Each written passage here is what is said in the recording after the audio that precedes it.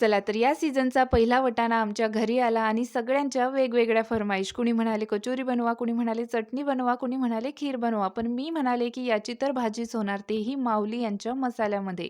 सुरुवातीला वटाण्यामधले दाणे काढून घेतले, थोडेसे बारीक करून घेतले. नंतर कढईमध्ये तेल घालून जिरं, मोहरी घातली, लसूण अद्रकची पेस्ट आणि बारीक कापलेला कांदा छान यामध्ये गुलाबी होईपर्यंत परतून घेतला. त्यानंतर टोमॅटो घालून छान मऊसूद होईपर्यंत परतून घेतले. सोबतच बारीक केलेले वटाणे घातले, हे यामध्ये मिक्स केले.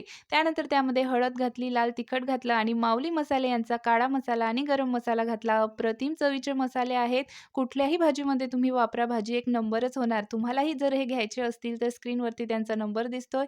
तिथून ऑर्डर करू शकता किंवा माऊलीमसाले.com वरूनही ऑर्डर करू शकता. तसेच बायोमध्ये लिंकसुद्धा दिली आहे. आता मसाले परतून झाल्यावर त्यामध्ये गरजेनुसार पाणी घातलं, वटाणे घातले, चवीपुरतं मीठ घातलं आणि एक उकळी आणून घेतली तर मस्त जबरदस्त भाजी बनून तयार आहे. मग काय विचार करताय? आजच ऑर्डर करा माऊली मसाले.